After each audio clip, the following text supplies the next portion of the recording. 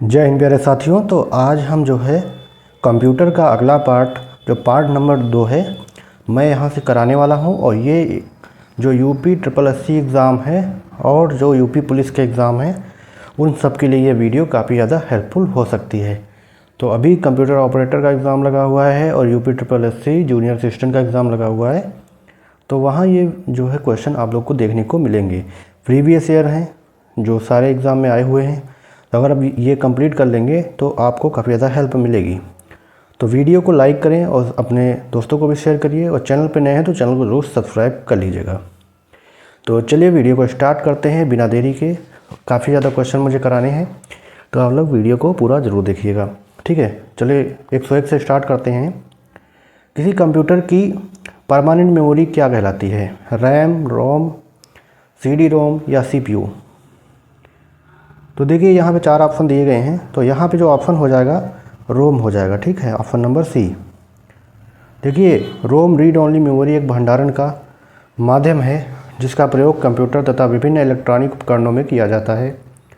रोम computer की permanent memory तथा RAM random access memory computer की अस्थायी मेमोरी होती है।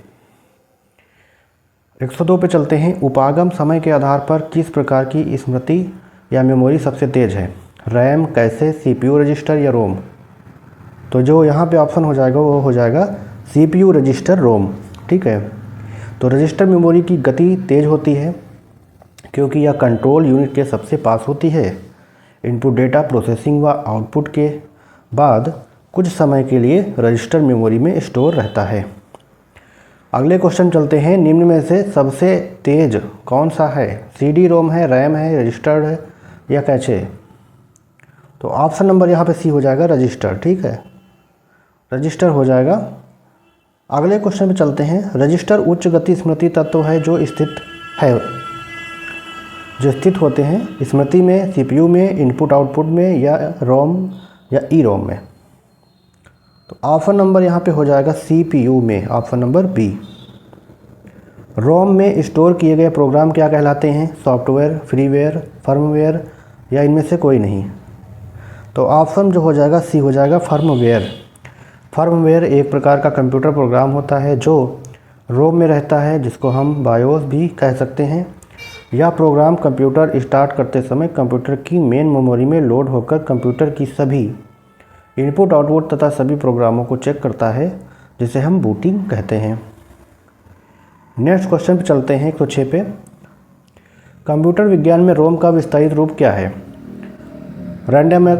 Random only memory, read out memory, read only memory या रोटेशन ओनली मेमोरी? तो यहाँ पे जो हो जाएगा ऑप्शन नंबर हो जाएगा सी, ठीक है, रीड ओनली मेमोरी। अगले क्वेश्चन चलते हैं। निम्नलिखित में से कौन सी मेमोरी स्थायी मेमोरी होती है? रोम, आरडी रैम या एसडी रैम या रैम? तो यहाँ पे हो जाएगा स्थायी मेमोरी रोम हो जाएगी, ऑप्शन नंबर ए। रोम है एक रैंडम एक्सेस मेमोरी है, क्रमानुसार एक्सेस मेमोरी है, रीड और राइट मेमोरी है, वोलेटाइल मेमोरी है। तो यहाँ पे हो जाएगा random access memory, option number A. Question को जल्दी जल्दी थोड़ा करेंगे। यहाँ अगर एग्जाम्पल देखेंगे, देखिए मेमोरी होती है प्राथमिक मेमोरी और द्वितीय मेमोरी, ठीक है। प्राथमिक में होते हैं रोम और अस्थायी होता है रैम। जो रोम होता है स्थायी और अस्थायी रैम। द्वितीय मेमोरी में होता है क्रमानुसार मेमोरी और डायरेक्ट एक्सेस, ठीक है। रोम एक स्थायी मेमोरी है। अगले क्वेश्चन चलते हैं। रोम है एक volatile memory, non volatile memory, द्वितीयक स्मृति है, क्या है? तो क्या हो जाएगा? ये स्थायी होगा, तो 109 का ऑप्शन नंबर कौन सा हो जाएगा? ऑप्शन नंबर डी हो जाएगा, ठीक है, इनमें से कोई नहीं। कंप्यूटर के संबंध में रोम क्या है?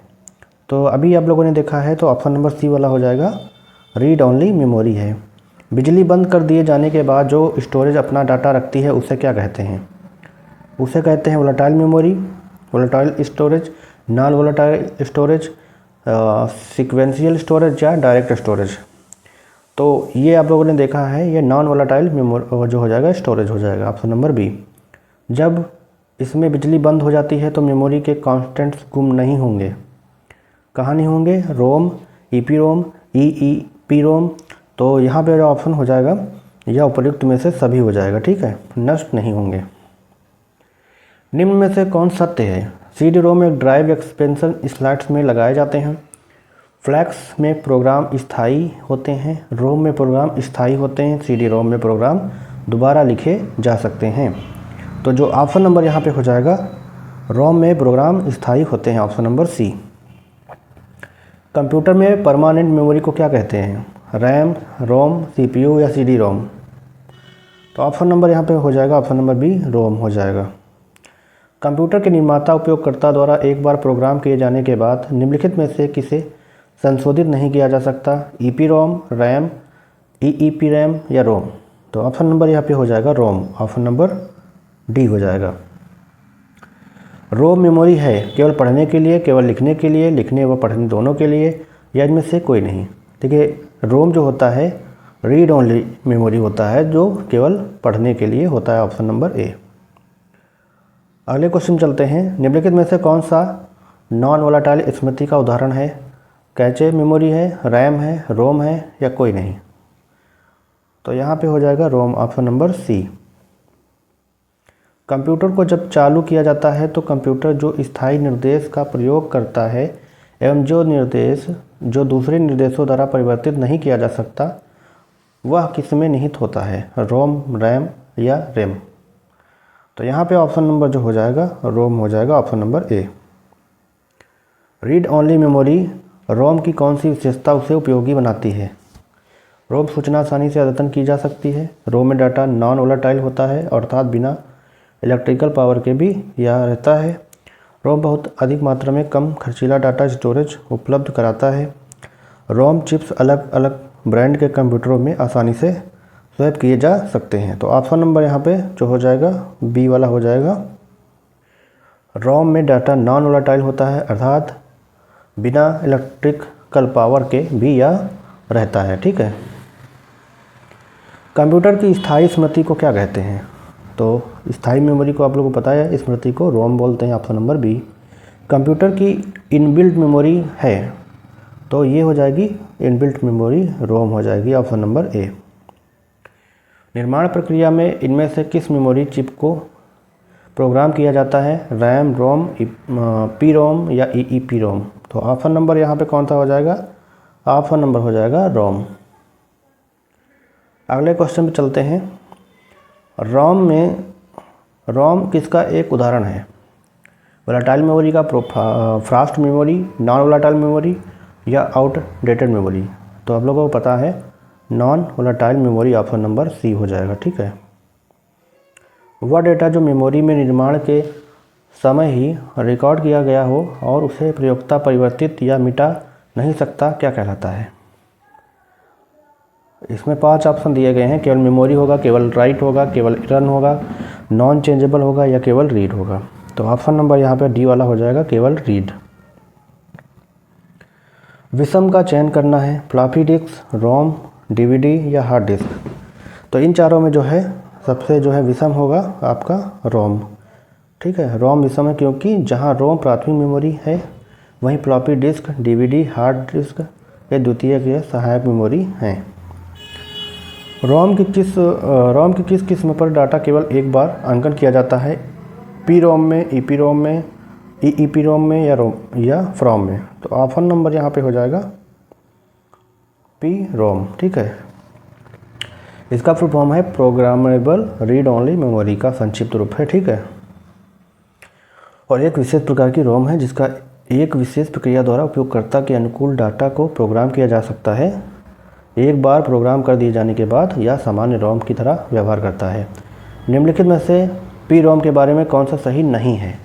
यह रैंडम एक्सेस मेमोरी है, प्रोग्रामेबल रीड ओनली मेमोरी है, नॉन वोलेटाइल मेमोरी है या सीक्वेंशियल एक्सेस मेमोरी है? तो ऑप्शन नंबर यहाँ पे जो हो जाएगा डी वाला ही हो जाएगा, ठीक है। सीक्वेंशियल एक्सेस मेमोरी यह एक नॉन वोलेटाइल मेमोरी होती है जो रैंडमली एक्सेस की जाती है, ठीक है। Option number D. EPROM का पूर्ण रूप क्या है? इसका बताना है। तो erasable programmable read only memory, electronic programmable read only memory, enterprises programmable read only memory, extended programmable read only memory या electrical programmable read only memory. तो यहाँ पे पांचों ऑप्शन में से आपका हो जाएगा erasable programmable read only memory, option number A. देखिए ईपीरोम का अर्थ है, क्या अर्थ है? या erasable programmable read only memory है, extendable parasitic read only memory है, extended polar read only memory है, या इनमें से कोई नहीं होगा। तो ऑप्शन नंबर हो जाएगा erasable programmable read only memory, option number right हो जाएगा कौन सा? ए वाला। ठीक है। ई प्रॉम का पूरा नाम क्या है? ई प्रॉम का पूरा नाम जो हो जाएगा erasable programmable read only memory, यानी ऑप्शन नंबर ए। निम्न में से किसे यूवी रोशनी में रखकर मिटाया जा सकता है? रोम को, प्रॉम को, ईपीरोम को या ईपीरोम को? तो ऑप्शन नंबर यहाँ पर जो राइट हो जाएगा वह हो जाएगा ऑप्शन नंबर सी, ईपीरोम। निम्नलिखित में से कौन सा ईपीरोम के बारे में सही नहीं है? रैंडम एक्सेस मेमोरी है या, ठीक है, मिटने वाला program read only memory, non volatile memory, क्रमानुसार मेमोरी। तो यहाँ पे जो हो जाएगा सीक्वेंशियल एक्सेस मेमोरी यानी क्रमानुसार मेमोरी, ऑप्शन नंबर डी।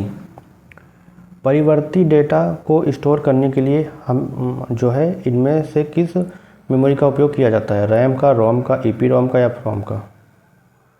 तो ऑप्शन नंबर यहाँ पे हो जाएगा ईपीरोम। ठीक है। देखिए परिवर्तित डेटा को स्टोर करने के लिए ईपीरोम मेमोरी का प्रयोग किया जाता है। ईपीरोम का विस्तृत नाम है erasable programmable read only memory. EPROM, ठीक है, और ईईपीरोम दोनों होते हैं sequential access memory, random access memory, volatile memory, विनाशकारी मेमोरी। तो यहाँ पे जो ऑप्शन नंबर हो जाएगा B, random access memory. EEPROM के बारे में निम्न में से क्या सही नहीं है? रैंडम एक्सेस मेमोरी है, electrical erasable programmable read only memory है, स्थायी मेमोरी है, क्रमानुसार मेमोरी है। तो यहाँ पे जो है गलत हो जाएगा, या क्रमानुसार मेमोरी नहीं है। रीड ओनली मेमोरी का इनमें से कौन एक वैध श्रेणी नहीं है? पीरोम, ईपीरोम, ईईपीरोम या ईईपीरोम? ऑप्शन नंबर कौन सा हो जाएगा? 136 का हो जाएगा आपका ऑप्शन नंबर डी। ठीक है। जो ट्रिपल ई और पीरोम है ये गलत हो जाएगा। ठीक है। अब वेरिएंट ऑफ ए डैश एक प्रकार फ्लैश मेमोरी कहलाता है, virtual memory, cache memory, EEPROM या रैम? तो यह जो कहलाता है ऑप्शन नंबर जो सी है ईईप्रॉम। ठीक है। एक प्रकार का फ्लैश मेमोरी कहलाता है। ईईप्रॉम स्टैंड ऑफ या ईईप्रॉम का अर्थ है इलेक्ट्रिकल इरेजेबल प्रोग्रामिंग रोम, ठीक है, या इलेक्ट्रॉनिकली इरेजेबल प्रोग्रामेबल रोम, इलेक्ट्रिकली इंजीनियरिंग प्रोग्रामेबल रोम या इलेक्ट्रिकली इरेजेबल परसिस्टेंट रोम। तो यहाँ पे जो ऑप्शन नंबर होगा ये ऑप्शन नंबर ए ही राइट हो जाएगा। ठीक है। एक रिक्त ईपीरोम में होते हैं तर्कसंगत 0 के प्रति निर्देशित सभी बिट, तर्कसंगत 1 के प्रति निर्देशित सभी बिट, या कुल बिटों में से आधे 0 के प्रति तथा शेष आधे तर्कसंगत 1 के प्रति। तो यहाँ पे जो ऑप्शन नंबर हो जाएगा बी वाला राइट हो जाएगा। ठीक है। ठीक है, तर्कसंगत 1 के प्रति निर्देशित सभी बिट। नेक्स्ट क्वेश्चन चलते हैं। फ्लैश मेमोरी एक विशिष्ट प्रकार का क्या है? या अभी मैंने ऊपर आपको बताया है, तो यह ईईपीरोम है। ठीक है। या ईप्रोम की तरह स्थायी मेमोरी है, परंतु बर्निंग प्रक्रिया विद्युत पल्स की सहायता से की जाती है। इसमें से डेटा को रीड करने के लिए विद्युत पल्स की आवश्यकता है। निम्नलिखित में से कौन से कंप्यूटर चिप्स के मुख्य प्रकार हैं? Primary memory chip, microprocessor chip, A और दोनों या कोई नहीं? तो यहाँ पे जो राइट हो जाएगा ऑप्शन नंबर सी, ए और बी दोनों हो जाएंगे। गति भेद को समायोजित करने के लिए प्रयुक्त बफर को क्या कहते हैं? कैश, स्टैक पॉइंटर, एक्यूमुलेटर या डिस्क? तो जो राइट आंसर हो जाएगा यहाँ पे कैश हो जाएगा। देखिए, गति भेद को समायोजित करने के लिए एक प्रकार बफर को कैश कहते हैं। यह मेमोरी का ही एक भाग है जिसे अस्थायी स्टोरेज के लिए प्रयोग किया जाता है। इसमें वैसे डेटा रखे जाते हैं जिनकी बार बार ज़रूरत होती है। अगले क्वेश्चन चलते हैं। इनमें से कौन सा संदर्भ क्षेत्र के सिद्धांत पर कार्य करता है? रैम, रोम, कैश मेमोरी या संबंध मेमोरी? तो अभी ऊपर बताया मैंने, ये जो है option number C cache memory हो जाएगा। देखिए, यहाँ पे जो है हर एक पॉइंट से अच्छे खासे क्वेश्चन लिए गए हैं। अगर ये सब तैयार कर लेंगे तो आपको कोई एग्ज़ाम में दिक्कत नहीं होगी। देखिए, कैश मेमोरी किस सिद्धांत पर कार्य करती है? या रेफरेंस की स्थिति, ठीक है, और लोकेलिटी ऑफ रेफरेंस इस पे कार्य करती है। कौन सी मेमोरी सबसे छोटी, सबसे तेज़ होती है और लोकेलिटी रेफरेंस के सिद्धांत पर कार्य करती है? तो अभी आपको बताया, ये जो है कैश मेमोरी हो जाएगा ऑप्शन नंबर बी। कैश स्मृति का प्रयोग निम्नलिखित के बीच डेटा अंतरित करने के लिए किया जाता है? प्रोसेसर और इनपुट युक्ति, मुख्य स्मृति और द्वितीयक स्मृति, प्रोसेसर और आउटपुट युक्ति, या मुख्य स्मृति और प्रोसेसर? तो यहाँ पे जो ऑप्शन नंबर हो जाएगा ऑप्शन नंबर डी हो जाएगा। देखिए, कैश मेमोरी तार्किक रूप से अवस्थित होती है सीपीयू रजिस्टर तथा मेन मेमोरी के मध्य, मुख्य मेमोरी तथा द्वितीयक मेमोरी के मध्य, क्रमवार एक्सेस मेमोरी के रीड राइट डिस्क के मध्य, या हार्ड डिस्क के ट्रैक मार्ग के मध्य? तो यहाँ पे जो ऑप्शन नंबर हो जाएगा सीपीयू रजिस्टर तथा मेन मुख्य मेमोरी के मध्य।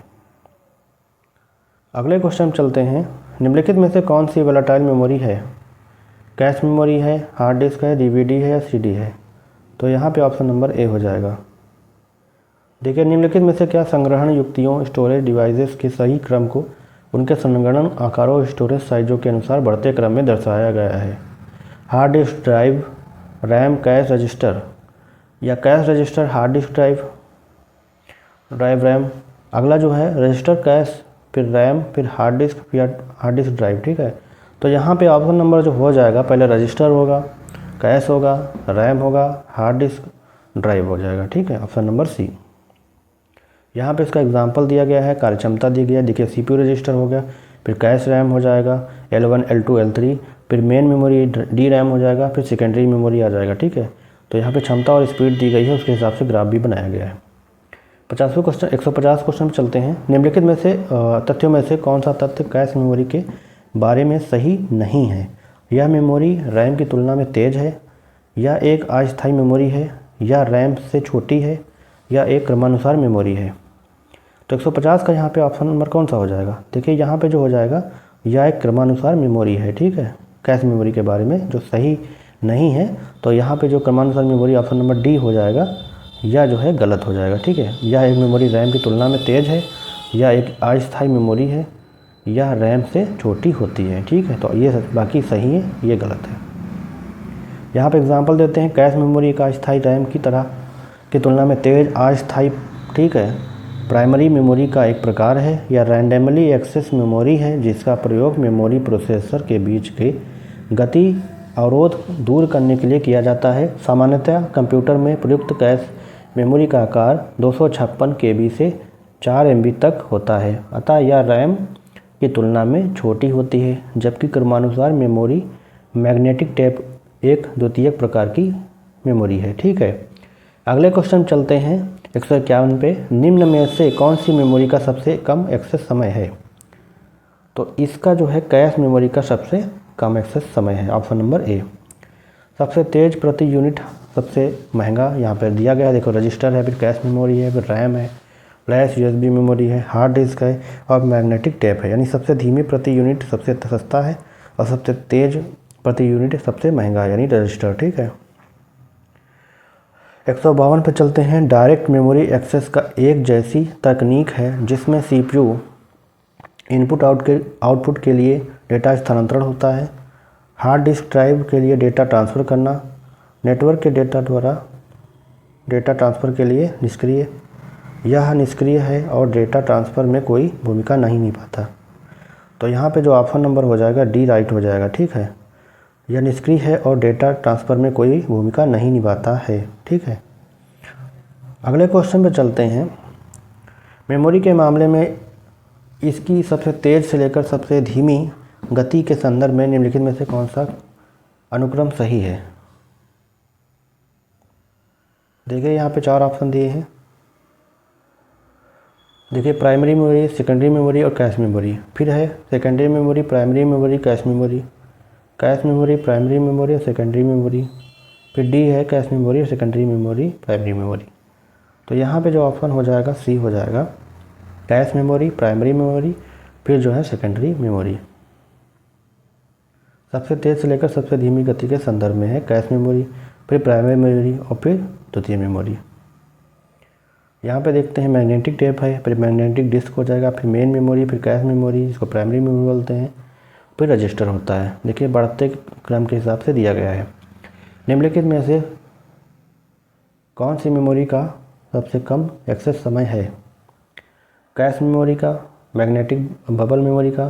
तो यहाँ पे पहला ही ऑप्शन दिया गया है कैश मेमोरी, ठीक है, इसका एक्सेस समय सबसे कम है। अगले क्वेश्चन चलते हैं, निम्न में से कौन सा सबसे तेज़ है? तो आप लोगों को पता है option number C cache memory हो जाएगा। नेक्स्ट क्वेश्चन चलते हैं, कैश मेमोरी क्या होती है? रैम है, रोम है? तो ये आपको पता है, या कैश मेमोरी जो है रैम है। निम्नलिखित में से कौन सी स्मृति द्रुततम है? प्राथमिक मेमोरी, द्वितीय मेमोरी, कैश मेमोरी? जो सबसे स्मृति द्रुततम है वह है आपकी option number C cache memory है। कैश में मैसेज वर्ड को हटाते ही मुख्य मेमोरी को अद्यतन करने की विधि को क्या कहते हैं? यानी अपडेट करने की विधि को कहते हैं write back. Option number B हो जाएगा, ठीक है। अगले क्वेश्चन में चलते हैं, फटाफट क्वेश्चन को करते हैं ताकि क्वेश्चन जल्दी कंप्लीट हो। कैश मेमोरी के लिए मुख्य रूप से निम्न में से किसका उपयोग किया जाता है? तो इसका प्रयोग किया जाता है एस रैम को, ठीक है। कैश मेमोरी को रैम मेमोरी भी कहते हैं और यह बहुत जल्दी किसी डेटा को रिट्राइव करता है, और कैश मेमोरी के लिए स्टैटिक यानी रैम का प्रयोग किया जाता है, ठीक है। कैश मेमोरी किन के बीच क्रिया करती है? सीपीयू और रैम के बीच, सीपीयू और रोम के बीच, रैम और रोम के बीच, या सीपीयू और हार्ड डिस्क के बीच? तो कैश मेमोरी सीपीयू और रैम के बीच क्रिया करती है, ऑप्शन नंबर ए। निम्न में से कौन सी electrically erasable programmable read only memory का एक उदाहरण है? तो यहाँ पे जो हो जाएगा फ्लैश, ऑप्शन नंबर सी हो जाएगा, ठीक है। क्वेश्चन बहुत अच्छे हैं और काफ़ी ज़्यादा क्वेश्चन हैं, इनको फटाफट करते हैं ताकि सारे क्वेश्चन रिवीजन हो जाए। सीपीयू एक विशेष उच्च स्पीड की मेमोरी के में बार बार उपयोग किए गए निर्देश डेटा को नियोजित करता है, यह मेमोरी कहलाती है। तो यह मेमोरी कहलाती है कैश। देखिए सीपीयू को कंप्यूटर का ब्रेन और हृदय दोनों कहते हैं। सीपीयू के अंदर आंतरिक मेमोरी यूनिट होता है, इसलिए इसे रजिस्टर भी कहते हैं।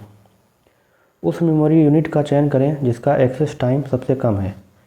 तो अभी आपको फिर से बताया कि कैश जो है इसका जो है एक्सेस सबसे कम है। फ्लैश ड्राइव का एक प्रकार क्या है? ईपीरोम है, रोम है, ईप्रोम है, पीप्रोम है या ईप्रोम है? तो यहाँ पे ऑप्शन नंबर जो हो जाएगा डबल ई पी रोम, ठीक है। यह ईपीरोम का पूरा नाम electrically erasable programmable read only memory है। यह एक नॉन वोलेटाइल मेमोरी चिप है। इसमें डेटा को इरेज तथा री राइट किया जा सकता है। यह फ्लैश मेमोरी का एक प्रकार है। फ्लैश मेमोरी के बारे में निम्नलिखित कथनों में से कौन सही नहीं है?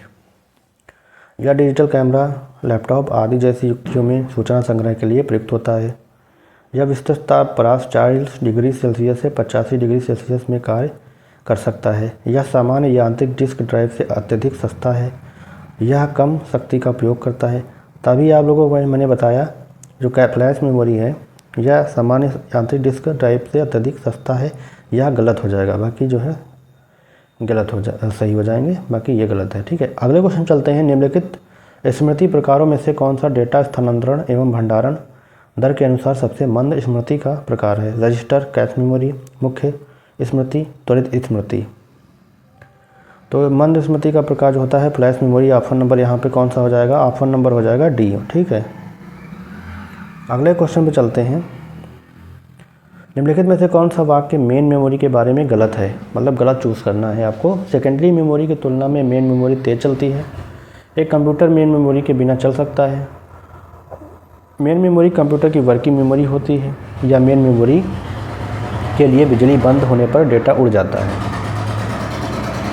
तो ऑप्शन नंबर यहाँ पे जो हो जाएगा, ऑप्शन नंबर यहाँ पे जो गलत होगा ऑप्शन नंबर बी हो जाएगा। एक कंप्यूटर मेन मेमोरी के बिना चल सकता है, यह गलत है, ठीक है।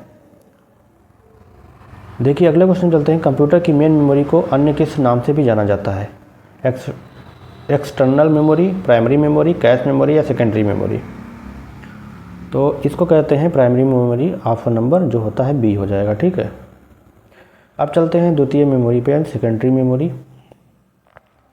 निम्न में से कौन सा फिलहाल प्रयोग में न होने वाले डेटा और प्रोग्राम को संभाले रखता है और दीर्घकालीन यादरक्षित सुगम में लॉन्ग टर्म रैंडम एक्सेस भंडारण प्रदान करता है? गौण मेमोरी, SRAM, SD-RAM या मुख्य मेमोरी?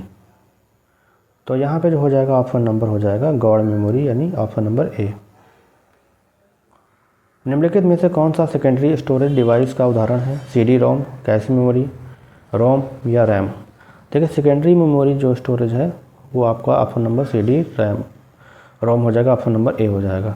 ऐसी मेमोरी जो कंप्यूटर के बाहर विद्यमान रहती है उन्हें सेकेंडरी स्टोरेज डिवाइस या एक्सटर्नल स्टोरेज डिवाइस कहते हैं, जैसे DVD, फ्लॉपी डिस्क, चुंबकीय टेप आदि। ठीक है, कंप्यूटर में द्वितीय संग्रहण डिस्क के रूप में निम्नलिखित में से किसका प्रयोग किया जाता है? फ्लॉपी डिस्क, EPROM, रोम या रैम? तो यहाँ पे ऑप्शन नंबर हो जाएगा फ्लॉपी। ठीक है, ऑप्शन नंबर ए। कौन सी मेमोरी एक्सटर्नल स्टोरेज डिवाइस का प्रतिनिधित्व करती है? सेकेंडरी स्टोरेज, कैश या रोम या प्राइमरी? तो यहाँ पे ऑप्शन नंबर हो जाएगा सेकेंडरी स्टोरेज डिवाइस। निम्नलिखित में से क्या द्वितीयक संचय यूनिट नहीं है? रैम, DVD, फ्लॉपी या चुंबकीय?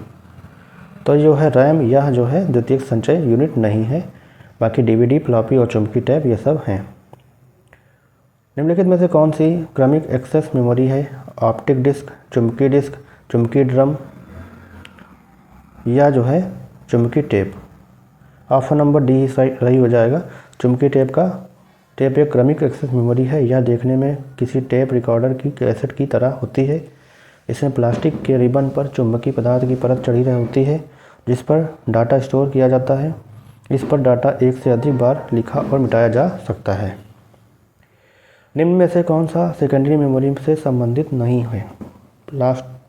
Platter, magnetic tape, HDD, magnetic disk? तो जो प्लाटर है यह राइट हो जाएगा, यह जो है मेमोरी से संबंधित नहीं है। Magnetic tape, HDD, magnetic disc तीनों द्वितीयक मेमोरी के उदाहरण हैं, जबकि प्लाटर एक आउटपुट डिवाइस है। स्टोरेज डिवाइस कौन सी नहीं है? CD, DVD, फ्लॉपी डिस्क या प्रिंटर या हार्ड डिस्क? देखिए प्रिंटर जो है यह स्टोरेज डिवाइस नहीं है, ऑप्शन नंबर डी।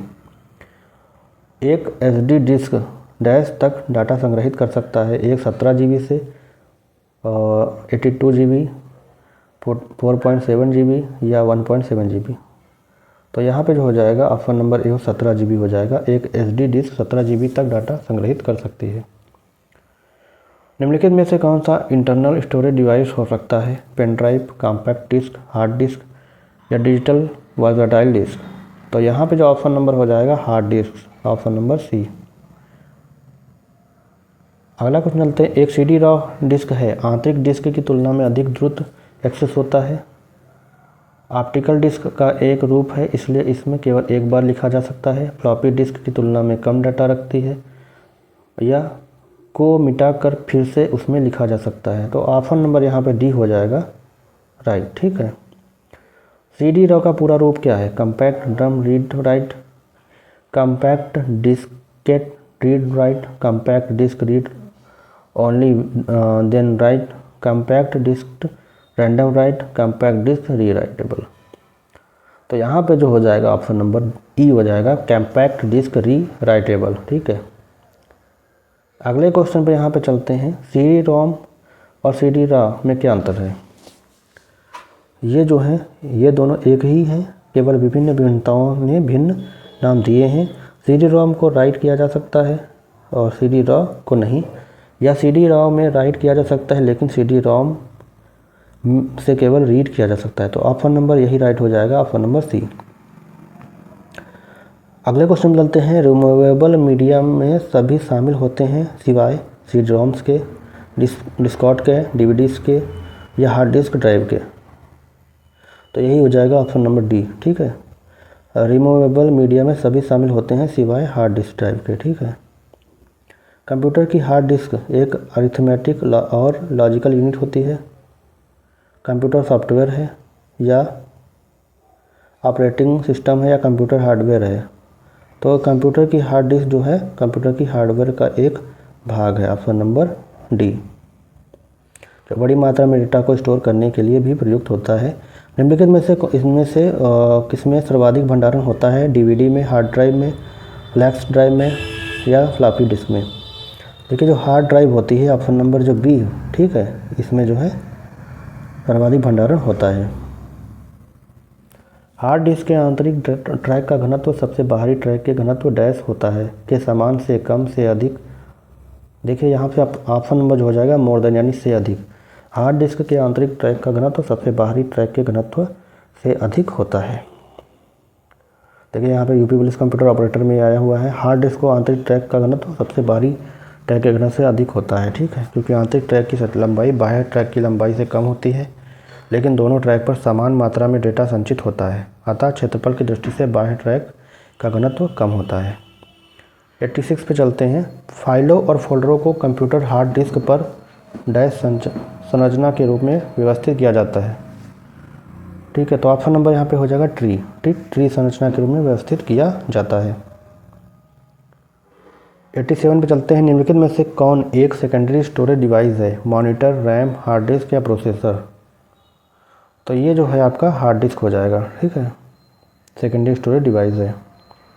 निम्नलिखित में से कौन सा एक non volatile computer storage device है जिसमें उच्च गति से घूमती चुंबकीय डिस्क या फ्लैटें मौजूद होती हैं? Pen drive, memory, random access memory, compact disk या हार्ड डिस्क ड्राइव? तो चारों ऑप्शन में से ऑप्शन नंबर डी हो जाएगा हार्ड डिस्क ड्राइव। सीडीज़ का आकार कैसा होता है? चौकोर, आयताकार, गोल? तो आपको पता है इसका आकार गोल होता है। नेक्स्ट क्वेश्चन चलते हैं। निम्नलिखित में से कौन सा कथन गलत है? CDR एक पुनर्लेखन डिस्क है जो पहले से रिकॉर्ड किए डेटा को मिटाने और नए डेटा को इस पर लिखने की अनुमति देता है। CDRW में RW अक्षरों का अर्थ रेड एंड राइट है। तो ऑप्शन इसमें से केवल एक हो जाएगा या एक और दो, दोनों हो जाएंगे।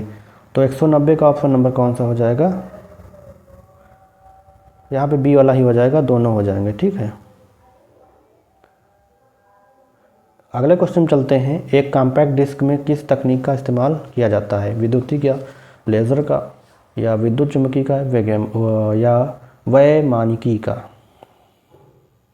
तो यहाँ पे जो ऑप्शन नंबर हो जाएगा ऑप्शन नंबर बी हो जाएगा, लेज़र का, ठीक है। डिस्क एक्सेस टाइम क्या है? सीक टाइम है, seek time plus latency time है, रोटेशन टाइम है या लेटेंसी टाइम है? तो यहाँ पे जो ऑप्शन नंबर हो जाएगा ऑप्शन नंबर बी हो जाएगा, ठीक है, seek time plus latency time. Disk में से डेटा को हेड द्वारा रीड करने में लिया गया समय डिस्क एक्सेस टाइम कहलाता है। इसे मेमोरी एक्सेस टाइम भी कहा जाता है, या दो प्रकार का होता है, लेटेंसी टाइम या सीक टाइम। देखिए परिपत्र डिस्क जो एक हार्ड ड्राइव का निर्माण करते हैं कहे जाते हैं थालियाँ, थाल, अंगूठियाँ या तस्तरियाँ। तो इसे जो है थालियाँ बोलते हैं, ऑप्शन नंबर ए वाला राइट हो जाएगा, ठीक है। निम्नलिखित में से कौन सा डीवीडी का पूरा रूप है? डिजिटल मूल्य डिस्क, डिजिटल बहुमुखी डिस्क, या दोहरी बहुमुखी डिस्क, या प्रत्यक्ष बहुमुखी डिस्क? तो यहाँ पे जो हो जाएगा डिजिटल वर्सेटाइल डिस्क, यानी डिजिटल बहुमुखी डिस्क, ऑप्शन नंबर बी। देखिए डीवीडी को डिजिटल वर्सेटाइल या डिजिटल वीडियो डिस्क के रूप में जाना जाता है, या एक optical disk storage media format है। इसे 1995 में सोनी, पैनासोनिक और सैमसंग द्वारा विकसित किया गया था। इसका मुख्य कार्य वीडियो और डेटा का भंडारण करना है। डीवीडी का आकार कॉम्पैक्ट डिस्क सीडी के समान ही होता है, लेकिन यह 6 गुना डेटा भंडारण करता है। अगले क्वेश्चन चलते हैं। निम्नलिखित में से कौन सा सेकेंडरी स्टोरेज डिवाइस है? Hard disc, floppy disk, RAM या कॉम्पैक्ट डिस्क? तो इसमें 4 ऑप्शन दिए गए हैं, कौन कौन से जो है सेकेंडरी स्टोरेज डिवाइस हैं। केवल 1, 2 या 4, केवल 2, 3, 4, केवल 1, 3, 4 या केवल 1, 2, 3? तो यहाँ पे जो हो जाएगा हार्ड डिस्क हो जाएगा, फ्लॉपी डिस्क हो जाएगा और कॉम्पैक्ट डिस्क हो जाएगा, यानी ऑप्शन नंबर यहाँ पे हो जाएगा 1, 2 और 4, ऑप्शन नंबर ए हो जाएगा, ठीक है। सीडी पर आप कर सकते हैं पढ़ना और लिखना दोनों, या इनमें से कोई नहीं। तो CD में आप लोग पढ़ना और लिखना दोनों कर सकते हैं, रीड और राइट। तो CD कॉम्पैक्ट डिस्क का संक्षिप्त रूप है या ऑप्टिकल डिस्क का एक प्रकार है जो पॉलीकार्बोनेट से बनी होती हैं। CD फिलिप्स और सोनी कंपनी द्वारा 1982 में विकसित किया गया है। CD रीड ओनली तथा रीड राइट दोनों प्रकार के उपलब्ध हैं, अतः इसमें डेटा को रीड और राइट कर सकते हैं। ठीक है। कंप्यूटर शब्दकोश में CD अक्षरों का प्रयोग किसके लिए किया जाता है? कॉम्पैक्ट डिस्क के लिए, कंप्रेस्ड डिस्क के लिए, कंप्यूटराइज्ड कंप्रेस्ड डाटा। तो यहाँ पे ऑप्शन नंबर हो जाएगा compact disk, option number A. High definition HD video को रिकॉर्डिंग, रीराइट और प्लेबैक को सक्षम करने के लिए निम्नलिखित में से कौन सा ऑप्टिकल स्टोरेज प्रारूप विकसित किया गया है? कॉम्पैक्ट डिस्क का, ब्लू-रे डिस्क का, हार्ड डिस्क का, फ्लॉपी डिस्क का। तो ये जो हो जाएगा ब्लू-रे डिस्क हो जाएगा, ऑप्शन नंबर बी। ठीक है, अगले क्वेश्चन चलते हैं। 3/1/2 इंच की फ्लॉपी ड्राइव किस प्रकार की डिवाइस है? इनपुट, आउटपुट, सॉफ्टवेयर या स्टोरेज? तो यहाँ पे जो हो जाएगा यह जो है स्टोरेज डिवाइस है। 3.5 इंच फ्लॉपी डिस्क का मैग्नेटिक टेप पर आधारित स्टोरेज डिवाइस होती है जो डाटा का इंफॉर्मेशन को परमानेंटली स्टोर करती है। इसमें ट्रैक व सेक्टर होते हैं। देखिए, एक कॉम्पैक्ट डिस्क CD की किस प्रकार की डाटा भंडारण पद्धति होती है? और चुंबकीय, प्रकाशित, वैद्युत या विद्युत यांत्रिकी? तो यह जो हो जाएगा आपका ऑप्शन नंबर बी हो जाएगा, प्रकाशित हो जाएगा। ठीक है। तो दोस्तों मैंने लगभग 200 क्वेश्चन आप लोगों को करा दिए हैं। पहले 100 क्वेश्चन और फिर 100 क्वेश्चन कराया हूँ। अभी काफ़ी सारे क्वेश्चन हैं, मैं उनको भी नेक्स्ट वीडियो में कंप्लीट कराने की कोशिश करूँगा। और मतलब क्वेश्चन बहुत ज़्यादा हैं तो वीडियो ज़्यादा लंबी हो जाएगी, इसलिए 100 क्वेश्चन ही करा रहा हूँ। लेकिन आपको सारे कंप्यूटर के टॉपिक कवर हो जाएंगे, ये मेरा वादा रहा। ठीक है। कॉम्पैक्ट डिस्क CD प्रकाशीय या ऑप्टिकल डिस्क का उदाहरण है। ऑप्टिकल डिस्क में ट्रैक संकेंद्रित वृत्तों में नहीं होकर बाहर से अंदर की ओर एक सर्पिला आकार में होता है।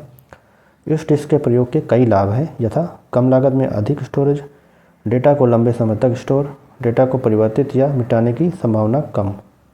ठीक है। तो ऑप्शन नंबर यहाँ पे बी हो जाएगा।